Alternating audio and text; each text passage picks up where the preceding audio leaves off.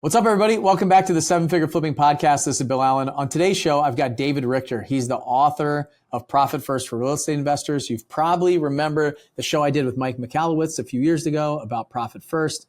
Really great system, absolutely incredible. And today we talk about the structure of the book. We talk about what Profit First is, how real estate investors can use it, and all the things around money and finances that you need. So I hope you guys enjoy the show.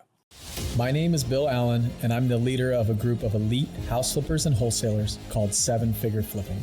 We don't brag or show off our success, but instead let integrity and stewardship be our guide. We are dedicated to helping people unlock the freedom they desperately need. If you ask other real estate investors, they will say to keep your secrets quiet. But we believe in abundance, not scarcity, and that's why we are the elite. We are Seven Figure Flipping, and this podcast is our playbook.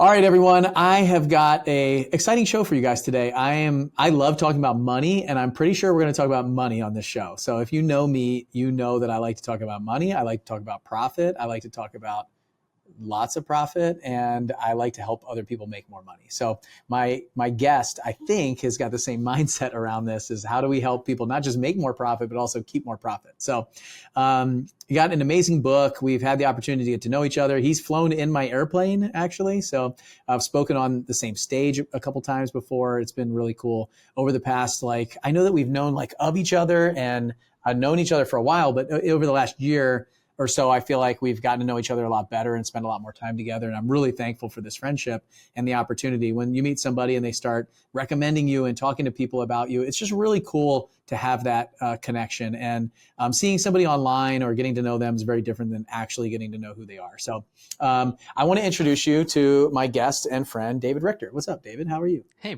Bill, I'm doing great. Yes, we've been dancing around, it seems like, for a long time. So I'm glad we finally got to the same events and the same groups and got to know each other better. Yeah, for sure. And it was I was flying to Orlando. Where were we? Ohio? We were in Ohio? Something like that, yeah. Yeah, we're at an event in Ohio. Columbus. It was a short-term rental event. And I think you were speaking right before me. And then I was like, hey, I'm jetting out of here. You're like, oh, I live in Orlando, or you live in Orlando, right? Yeah, yep. Yeah, I was like, oh, you're flying, I'm flying there next. Do you just want to cancel your flight and jump in with us? And you were like, yeah, sure. And so it was awesome. I had a great time. I still talk about that. Today I'm like, you've ruined me, because I'm literally jumping on a Southwest plane here after this, podcast to go and speak somewhere else. And I'm like, man, I'm talking to Bill. I wish Bill was here. My airplane right now, which you don't know, is my airplane right now is in Atlanta, probably in 10,000 pieces. So they take it apart every year. They take an airplane apart and they put it back together and inspect the whole thing. And I was expecting a $25,000 or $30,000 bill. Yeah. For this one, just because it's a more detailed inspection. I just got the quote $65,000 to pay to get this thing out of hock to go fly it around. So it makes the Southwest flight seem a little bit more reasonable, probably. Yeah, a little bit. Right. Yes. Right now. Yes. I'm very thankful for Southwest. All right. Well, why don't you tell everybody who you are and what you do, a little bit about yourself? Sure. So I'm David Richter. I am the author of Profit First for Real Estate Investing. I own Simple CFO. Been in the real estate space since 2012, when the year and before that read Rich Dad, Poor Dad by a good friend that gave me that book in college. So that's how I got started in the real estate space, and have had quite the extensive journey in real estate, where I linked up with a company that was doing about 5 deals a month about 2014. So a couple years into my real estate journey, and while I was there, that company grew to about 25 deals a month. So I've seen lots of deal flow, lots of volume. It was all single family, had rentals, had about 100 units in that portfolio. Got to see lots of different things. But what took me on this journey and what started it off was a love for real estate. But then also in that company, we were doing 25 deals a month, but spending 26 worth of deals out the door. And it's like, you make $1 million and spend 1.1 to get there. It's like, this is not fun. So that's what really took me on the journey. Like you said, talking more about money, what is profitability? How do we maintain this? What the heck is going on here? But that's a little bit of the intro into real estate and kind of my first eye-opening experience. There was more from there, but I'll at least end it there for right now. Cool. So you probably do a lot of these shows and podcasts. I've seen you speak on stages and stuff like that. So they're probably all very similar. So I'm going to try to dig into some other areas that people don't ask you, but we'll see how it goes. You wrote a book, right? Tell me a little bit about that. So it's a profit first book. So Mike Michalowicz is a prolific, business author for the small business world, and he wrote the book Profit First back in 2015 or 16. And it's all about making sure you have an actual system to make sure you're keeping more profit. If you're going to make the money, here's how to keep it. I wish I would have had this back in those real estate days. It would have changed a lot. But that's where, how do I even get wrapped into that world? Well, needless to say, that company I was with kind of blew apart. Like a lot of people had to go their separate ways, and it just wasn't sustainable like we were. We had grown to 25 people on the team. So I moved to the Richmond, Virginia area and started working with a good friend and investor there, partnered up with him. And the first thing I asked was like, show me your numbers, show me your books. Cause like, I don't care about anything else except for like what the numbers are telling me. Cause I don't want to go into the same situation that I just left. And it was a mess, just like most people in the entrepreneur space. Like he didn't have the right bookkeeper in place. It wasn't real estate focused. And like, I couldn't read his story. So help get that cleaned up. And he turned around after like 3 months, and I had only given him what was coming in, going out, and what he was keeping. Like we hadn't done anything crazy, like advanced. And he said, this is life-changing. Like I never had the clarity around my numbers and like being able to know what's coming in, going out, what's mine. He had a rental portfolio, like where did he put his money?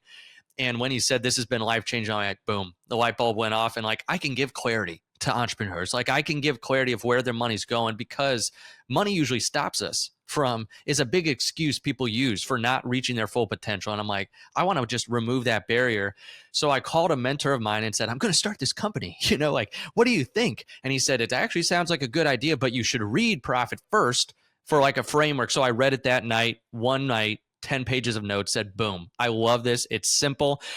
I don't know if you're video recording this as well too, but I definitely look like the bookkeeping accounting type.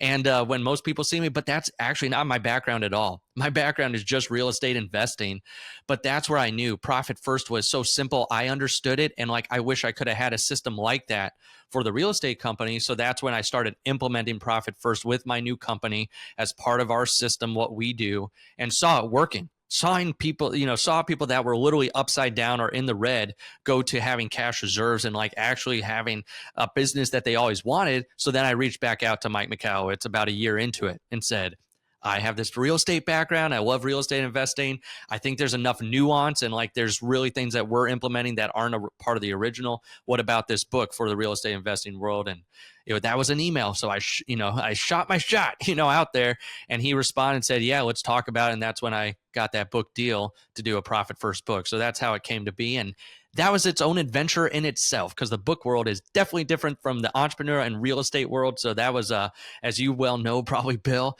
that the book world is quite a different animal.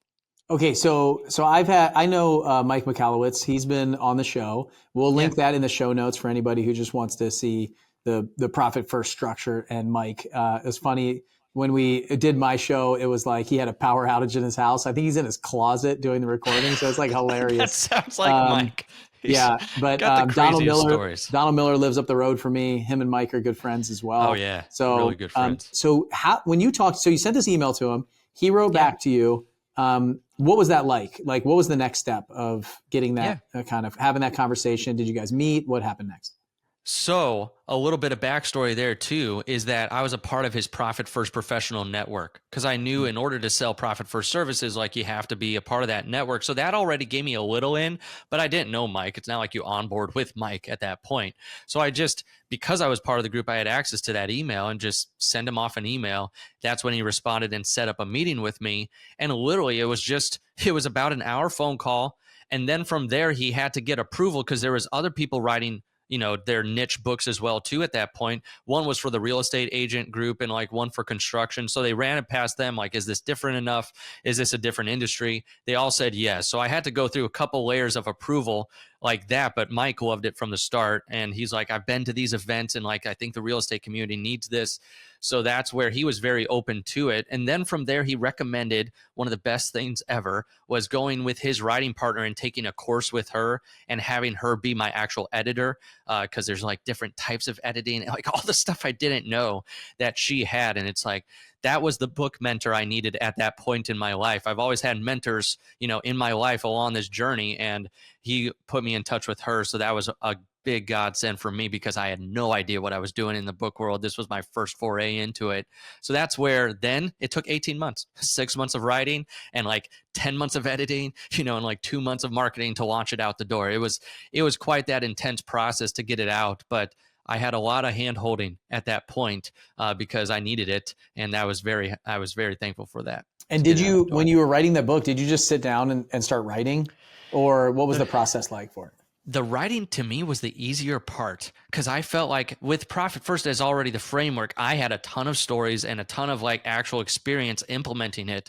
So I could bridge the gap of I have enough content and meat here, plus the framework's already there that I can make sure that this is written. So I did. I just word vomited 70,000 words, like in the first 3 months, where literally my writing process was with this book group, book writing group. They would meet at 6 a.m. Eastern every morning, Monday through Friday, like to do an hour of, power hour of writing and like before anyone's up. So I got on there for 3 months straight, was doing an hour in the morning. Then I would take an hour in the evening. When my daughter went to bed, I took an hour from 8 to 9 p.m. and said, Angela, to my wife, like, hey, after 9, I'll be good, but I want to write at least 1 hour in the evening too. So that was my discipline of the hour in the morning, hour in the evening, just typing as much as I could, just pouring out the words and then getting good people to help me edit it from there and put the pieces together. So that was the writing process for me. Was Mike involved at all with the writing of the book, or just kind of the framework that you took to take it from there? Like, what was that process like? He said I could take like 10% of the book that he'd already written and put it. I ended up using nothing like actual word for word from the book, but he was in those writing sprints because he writes a lot, and that's where he does a lot of his content is in the early mornings, or if he's got a special, if he's doing a book launch or whatever. So he was there for most of those mornings. So I got to know him a lot better as well too, but he didn't actually write any of it except for the foreword. After the book was written, he wrote, he read it and then wrote the foreword. Nice. And then, so after 6 months, you've got it written up, you sent it to the editor. Was the editor working with you at all inside those 6 months? Because I assume like she's running these mornings. It was a course. So it was like a 15-week of, here, we're going to go through the outline. We're going to go through the first draft. We're going to get you, do writing sprints as part of that workshop. So she was almost editing through the coursework too up front, and she would do some there. And then afterwards, I hired her specifically to do the editing and be like, I want one-on-one. So I got one-on-ones with her as well too. And she was the actual editor during that process. And it wasn't just for the grammar and stuff. It was the actual structural editing that she did, which was very helpful because she helped to write Profit First, the original, with Mike. So that was definitely very helpful as well too, having someone who understood the whole system of Profit First and how he wrote the book, and then other people that had gone through it as well too. Yeah, it's just cool because his book was a successful book, right? So then there's a framework to a successful book, that the way that it's structured. So they can take a lot of your stuff and probably, I'm guessing that she moved some things around, kind of like you guys started manipulating the paragraphs and content and structure of the book to make sure it flows well, right? Cutting whole chapters. It's like, do we really need this? It's like, well, I kind of want it there because I wrote it, but it's like, it was going through all that process and then moving the things around. It just made it flow a lot better, which I'm very glad, because now people say if it's very easily understandable to read, I'm like, I know if I would have just gotten what I put out there at first, it would have probably been quite the doozy, to read on the first foray. I think 80% of the stuff that I wrote for my book is gone. Yeah, it was just like they were cutting it out. It's like, cut more off, out. And the challenge that I had was that I kept wanting to put more stuff in, so I kept writing. And they're like, okay, no, just stop. Like, you have to stop right here. And then I was like, wait, but I have this new story and this new thing that just happened. And I want to put it in there. And they said, I still remember this. It took me 2 years. Like, my book took 2 years from start to finish. And I was like, they said, my editor said very specifically to me, she said, that can go in the next book. Like, from here on out, everything can be in the next book. So nothing else goes in this book. Like, you can't put any new stuff in here. We've got it all. We've got it from here. See you later. Take a relaxation. Go on vacation, whatever you need to do. And so, hey, I don't know if you can answer this or not, but like, what is the structure like for the book? Like, is it a partnership between you and Mike? Do you own the rights to the book? Like, what does that look like? Is there like a rev share model, or what does that look like? Yeah, I can talk about this. I just won't talk hard numbers. Sure. And which is crazy. And I don't know if it's still like this for this, but it was a one-time investment and I own the right to profit first for real estate investing. Like I own that intellectual piece of property. And I'm like, holy crud. Cause I had like lawyers and my CPA and attorney and like sending it to whoever I could, and got several confirmations. They're like, yeah, there's no royalties. There's no ongoing partnership. There's no payments. There's no can come back. And Mike gave a great deal. And I was I think I was one of the first five to do it with Mike Michalowicz. So that's where I'm like, maybe it's changed since then, but it was a one-time investment. Now I spent a lot more after that investment in the book writing process and the editing and the marketing and all of that. But I was very surprised to just have it be the one-time thing. And then now I own the rights to Profit First for real estate investing. Okay, got it. So you made an investment to say, hey, I want this piece. I want to take this kind of title, this IP, and partner with you, use your name and likeness basically to leverage that, to kind of springboard. Exactly. And then I'm going to write all the content. And then so now everything after that, it was on you to do, right? Exactly. Probably a lot of the marketing now, if you want to do some marketing and like run paid media and ads to it and stuff like that. Yep, exactly. It's still all on me, but I was just very surprised that there wasn't more to it. So, yeah. And cool. So what has that done for you? Like, what has the book done for you, your business and your future and stuff like that? Oh man. Well, first of all, I own a fractional CFO company, so it helped that take off even more. Like I had kind of run a bell in the marketplace, and now this just felt like it run it harder because I believed in the message of the simplicity of it is that if you're going to make money, you need a system to keep that money, and it has to be easy for the entrepreneur to understand. This can't be some accountanese type speak thing that everyone else has out there. So to me, it was just another way of getting that message as simple as possible.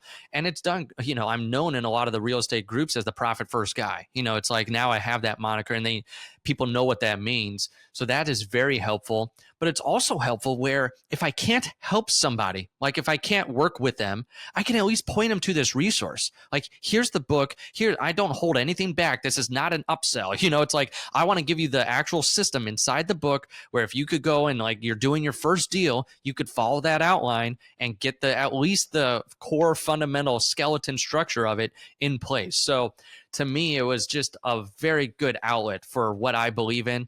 I tell people this all the time too. Like whenever I go and speak, I feel like it's a calling now. I feel like it's a calling to get this message out there because I don't want you making money but feeling broke. And I feel like that's what the book did. And it's helped all around. And it really has, as I've dug into it more, it's like, I wish every entrepreneur could hear this message once to give them a little bit of hope because I see it. Now I've been doing what's so fun. Okay, I'm getting too excited, but it's so fun to do stuff like this. And then I hear like a year later, or if I come back to a group, because now I've been doing it long enough after the book, and after the release, which has helped me get into, these places that they've wanted to get this message. I come back and talk and they're like, Profit First is it saved me. I had this one time where a guy said, literally, I set it up after your call and it saved me from this one quarter where we had the worst quarter, but I was prepared cash wise. I would have either had to declare bankruptcy or do something different in the past. And because, like of that talk, and I've had people because of the book, like we have cash position. I'm like, this is so incredible. Like, this is why I need to just get it out there because I want people to have that because for me, it also helped me in my personal life too of I, very much needed help in the financial area. I needed a good system. And so it like helped change my life too. So I've just seen it so many times going out there where I'm like, I just have to get this message out as much as possible. So there you go. It's helped me in more ways than one, not just business wise, but the feeling of like, I think this is something that is truly helping people and might be removing some of the roadblocks that they have in their mind for themselves. So that's what it is for me. Yeah, I think what I see is it's a credibility tool, right? So this is the author of Profit First for Real Estate Investors. That's, like you said, foot in the door. And then the challenge that I find with books like this is it helps with massively with credibility. So you get in there, you get opportunities, doors open, things like that. But then to get somebody to read it is more challenging. So like this has been a recent thought process of mine of like, I'll go to events and I'll put the book on a chair. Yeah. And then like I'll give a book to everybody that's there and then I'll do my presentation. And I used to think like the book would lead them to my thing, right? Like my course, my program, 7-Figure Runway, Altitude, whatever group it is inside 7-Figure Flipping. But to get them, like if I put maybe 5, like I spoke at Russell Brunson's event at Funnel Hacking Live, 5,000 books we brought there, right? there's probably like maybe 50 people, maybe 1% of the audience actually read the book, right? The rest of them put it in a backpack, put it on their shelves. It's there, right? It's credibility, right? It's a credibility piece.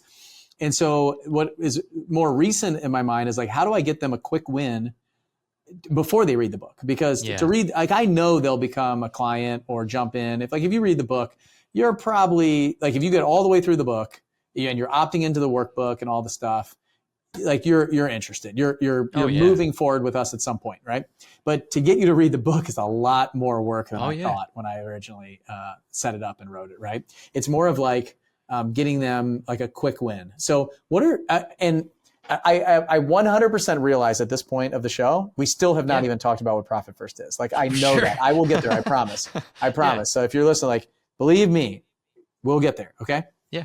But what is the quick win that you've been thinking about lately that you can get someone after a presentation or a talk or a podcast like this? Like, what's something that they can go and say, all right, something I can do without having to read, I don't know how long your book is, 200 pages or so of a book, right? Like, cause that's a lot of work for somebody. Like, how do I get them to get that quick win right afterwards? Is there something that you do to get them that? Yeah. Whenever I speak, whenever I'm anywhere, what I usually give people is I call it the Profit First cheat sheet. Because Profit First is structured as a framework for your money. I give them, here's the first couple steps. It's all on one page. You're an entrepreneur.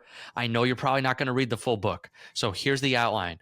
And also on that cheat sheet at the top, I give a link to my ebook and audiobook. I'm like, if you want the print version, go to Amazon, purchase it, but I'm going to give you everything in my power to get you started, especially on my end. Like, I'm trying to help people from the financial perspective. So it's like all those people out there, I'm marketing and whatever. And like, I love what you do. You help people get in the door and like, this is where you could start to make more money. Mine's a little less sexier usually. So I'm like, here's literally the cheat sheet. The second page is a visual overview of the Profit First system. So I'm like, I'm trying to brass tacks. Here it is. Like, can you do the first thing that I talk about usually? Or here, if you're on the second step, or like you've started to implement Profit First, it's like, well, then go to step number 3, and it's like, if you've already set up the accounts or started the process. So that's where I'm trying to give people quick wins there, where it's a very digestible one pager. And like, it has links to my book or to go more in depth in point number 1 or point number 2. So I'm trying to give them like, make it as simple as possible, and then give the book as a reference guide. Like, if you're like, I don't understand point number 1, well, guess what?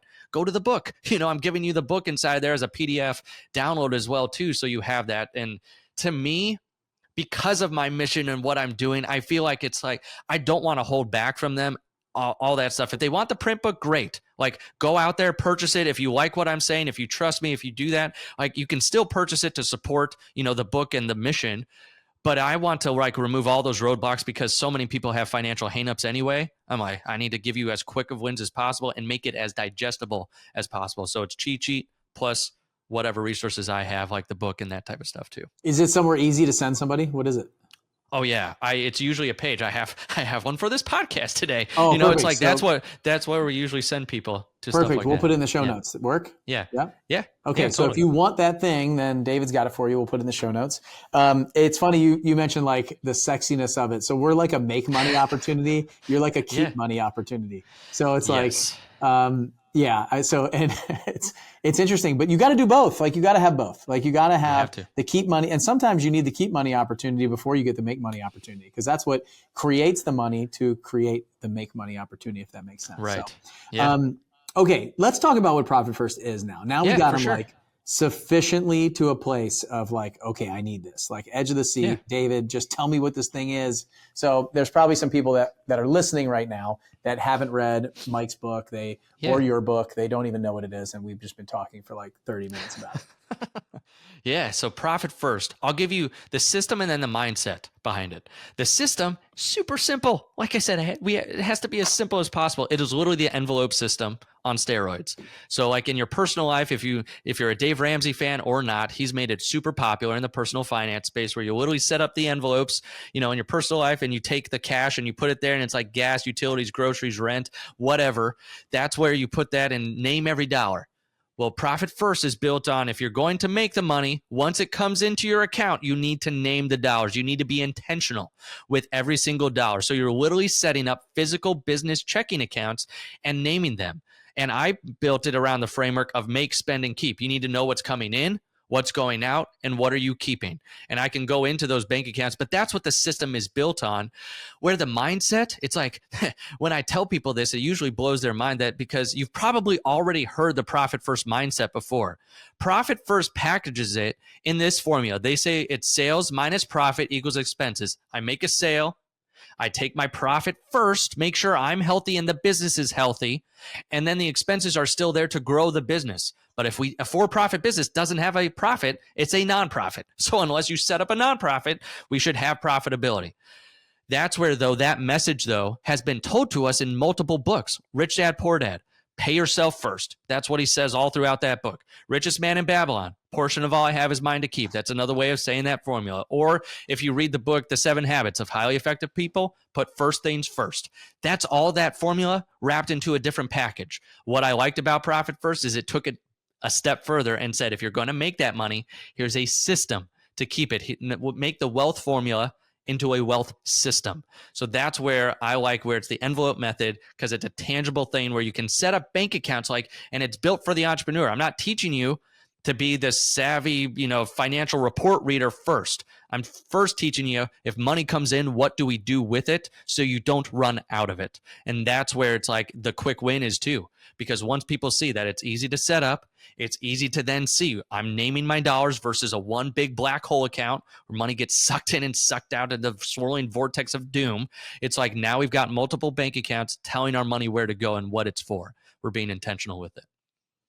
All right. I've heard this explained in a really complex way. You have to have, 20 bank accounts and automatic move money and stuff like that. Yeah. Let's just talk to the new real estate investor that's flipping maybe a house a month or a couple a year, or a wholesaler that's doing a couple. What is the most basic kind of accounts to set up? What would you recommend to that person?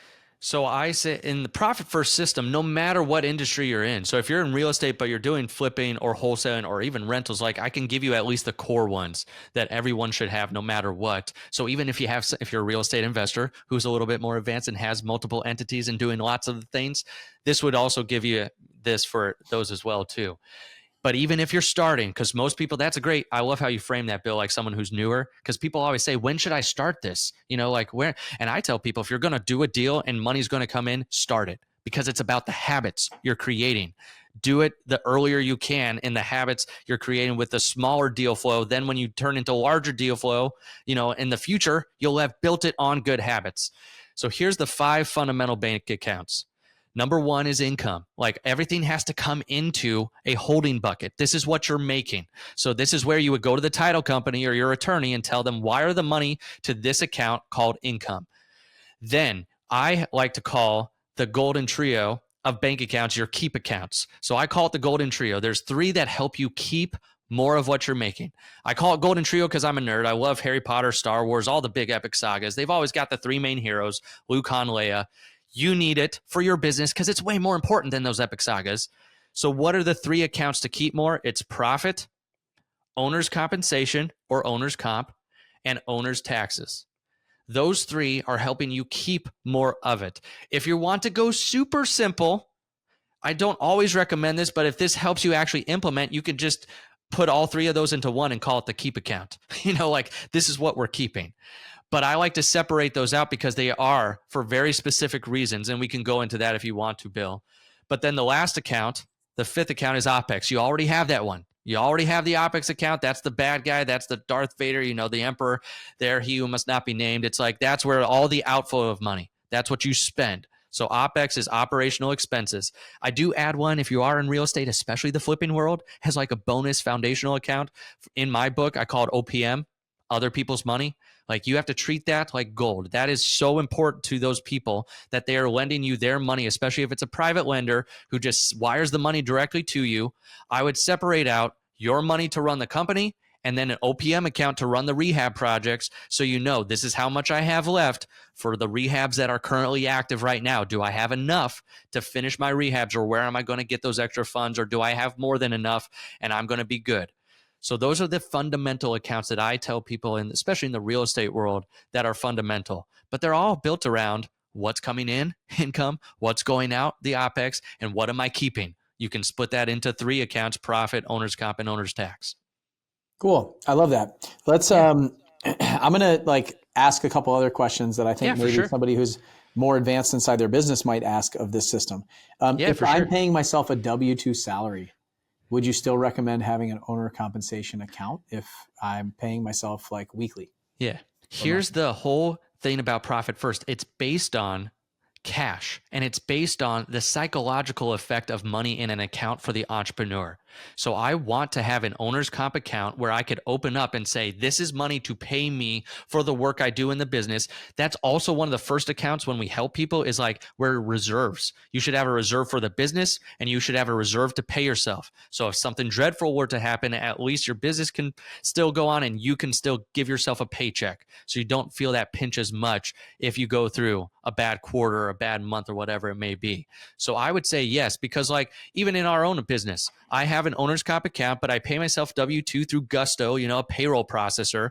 It just comes right out of that account. So I know, or you could set it up to where you have an owner's comp, and if you're paying yourself bi-weekly or monthly, you just sweep that money from owner's comp to OPEX. If every outflow of money is from your operational expense account.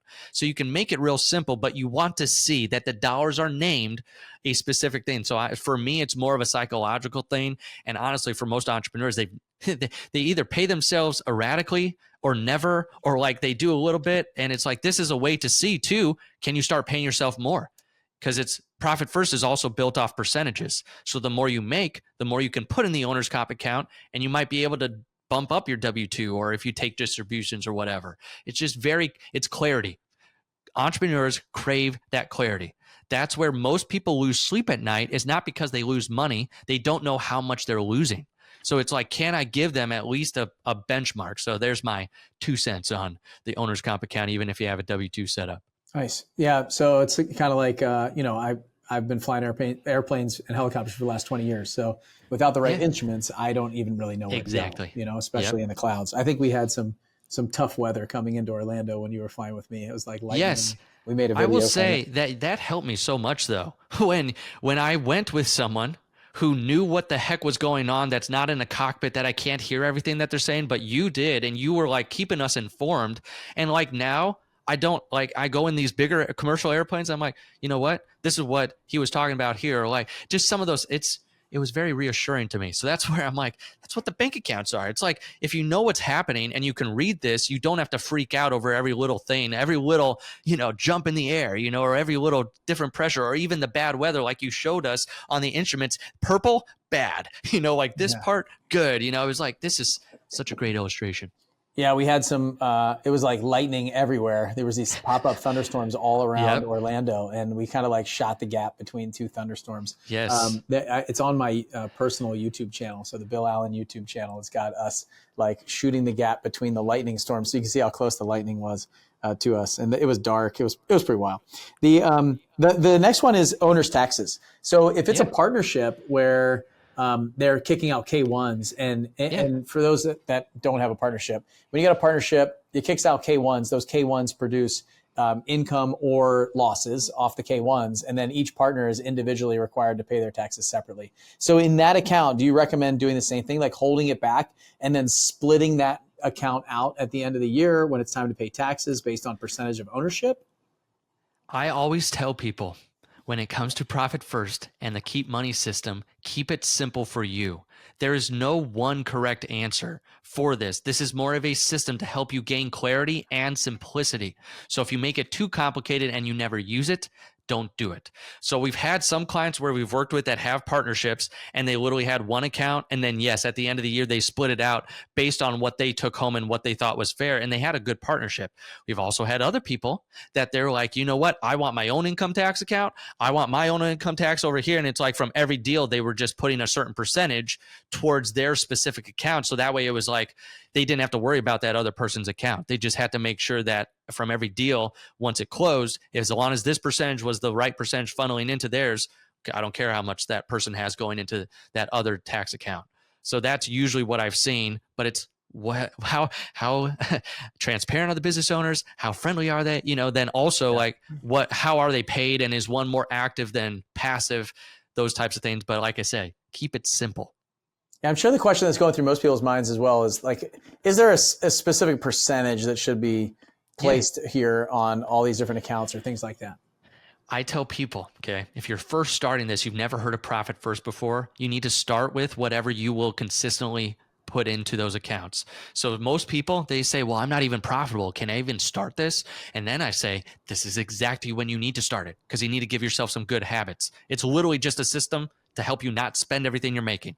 So even if it's, you start with 1% to the keep accounts, to that golden trio, profit, owner's comp, owner's tax, like that probably won't cover what you need, but it'll at least put you on the path to you're not spending 100% or 110% anymore, and the rest can go to OPEX. In the book though, and in the guide that I give, we give TAPs, target percentages, target allocation percentages that, depending on the size of the business, give you a range for those different accounts of, if you're a healthy business owner, and I give it, whether you're a fix and flipper or a wholesaler is like the chart at the top, versus you're a buy and hold investor at the bottom, there's different percentages for those because taxes are different, if you're in real estate. So that's where I give the target percentages in the book or in that cheat sheet to be able to say, this is what we should shoot for. Where are we today? That's your caps, current percentages of what you can handle right now versus targets. So it's like the GPS for you to be able to say, where should I end up and where could I be with this system if I follow it for, and I build these good habits into my business. Nice. And so, so some of those target percentages are on that cheat sheet that you're going to give away? Yeah, they're right there. And Cool. it's just a link where you fall and boom, and you've got for the fix and flip, or if you're buy and hold.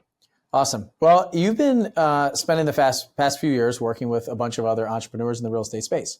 So what are some things, like common errors that you see, biggest piece of advice? Like, what are the biggest tips, maybe top like 3 biggest tips that you can give to people? Maybe there's 5 of them. I have no idea. But what can you help people with right now that are listening to this that are like, I don't want to fall in this trap? Yeah.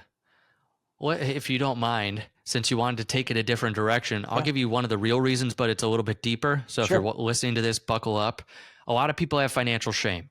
They do. It's like they either weren't taught about money, or what they were taught was no good, or they've got bad habits from their past, or they have never managed their personal finances or business finances.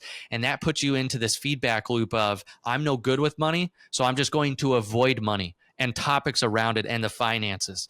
And it's like, I tell people this all the time. So many entrepreneurs go through this because we're the hard A drivers. We're the, let's go get the deal done. Let's just keep that going. And sometimes that keeps you in that loop indefinitely. You're trading your W-2 job of paycheck to paycheck living now for deal to deal living, because we haven't attacked the root issue, is that we're ashamed of where we are financially and where it's gotten us to be. So sometimes we just have to help people know that you're not weird. This is not an uncommon, like where you are financially. You've just never had this help before. And especially someone who puts it in business owner or like on the bottom shelf. So many people in the bookkeeping, accounting, CPA world are like talking way up here over our heads. It's like, we can't just get a straight answer of like what's coming in, what's going out, and like what can I keep from my business. So that's where it's like teaching people it's okay. Wherever you are, we can build from where you are and build back better. So that's where it's like, I want to make sure you as an entrepreneur know exactly where you stand financially, and you can build a better business from where you are. I would say number 2 is that most people run their entire business off one bank account. Like they have that black hole account, money comes in, money goes out. And it's like, do I have money today? I feel good and I'll spend the money. If I don't have money today, what the heck do I do? Like, where do I go? What do I, like, I'm not going to spend the money. So it's like not having clarity around it. I would say another tip here is most people build their business on the hope and pray plan. They build their business around what they hope they can do, and they pray that there's some money left over at the end of the year or when they sell everything off in the future, whatever it might be, versus building a business that serves them. I have a wife and daughter. They are very high priority in my life. So I need to make sure my business is not constantly either pulling me away from them or like overshadowing them, like a lot of it does for entrepreneurs. And that's a struggle. Like we're on the road, we're traveling, we're doing all the things. It's like, I want to make sure though that the business serves the relationships I've chosen in my life. And a lot of people just go out there and they're like, I'm going to build this at all costs, and it ends up costing them everything. So it's like, can we build this, what you want to build, around numbers that are real and that are real to you, because you are what make your business and flipping business different than everyone else out there, and your situation and what your family situation is and what you choose, to do, and like the things that you like. So that's another thing, is like helping people to know, if you're built on the hope and pray plan, like, I want to make 7 figures. Why? Like, why do you want to? And if 7 figures, why not 8? It's like you being able to ask the deeper questions of, why do you want to get there? What does that really mean to you? And some people have great answers. They're like, I've really thought about this. This is how many I can do. This is how many hours I need to work. This is what my team needs to be, versus like, I don't know, it sounded good. Like that sounded like a good number, and they just pick it out of the air. I just want it to be intentional.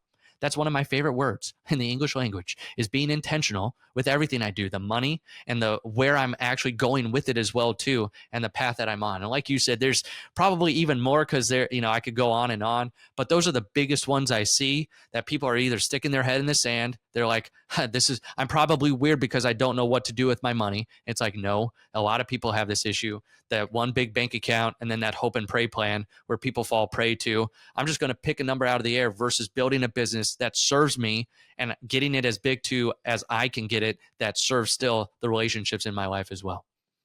Nice. I like that. I don't think anybody's going to take care of your money like you take care of your money. Oh, that's such a good statement. Like knowing that and getting involved, like you said, there's probably a lot of people that aren't used to, to managing their money, understanding it. They think 100%. That they're not good at it. But it's this. If there's anything in business that I think everybody has to understand, it's this. It really is their finances. Because I don't care who you hire, I don't care who's your bookkeeper, I don't care who your CPA is. Like they care a lot more about their financial structure and how they're doing than you. It's just a fact. Like, you've got to take responsibility of this. Like, I really think each of you need to take responsibility of this big time.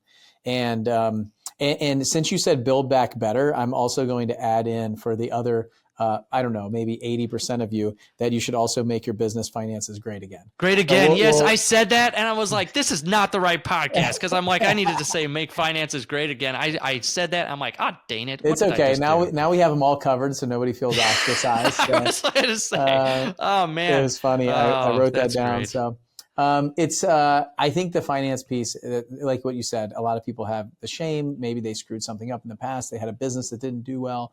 They had a failure in their past financially. Maybe they have a bankruptcy, those kind of things. Thinking you're not good about money, like what you tell yourself, is really important. And just with a little bit of work, a little bit of understanding, a system like this really can help you. So what does Simple CFO do? Maybe you can talk about that a little bit as we wrap. So I have really dove into the financial leadership space, meaning I don't want to just give you bookkeeper CPA. I want someone that takes you by the hand and teaches you this stuff to be a better entrepreneur and business owner, to be savvy with the money, to know what's coming in, going out. So what we do with every client, we call in the financial foundation. So making sure you have profit first in place, so you understand your cash and cash position and where you are.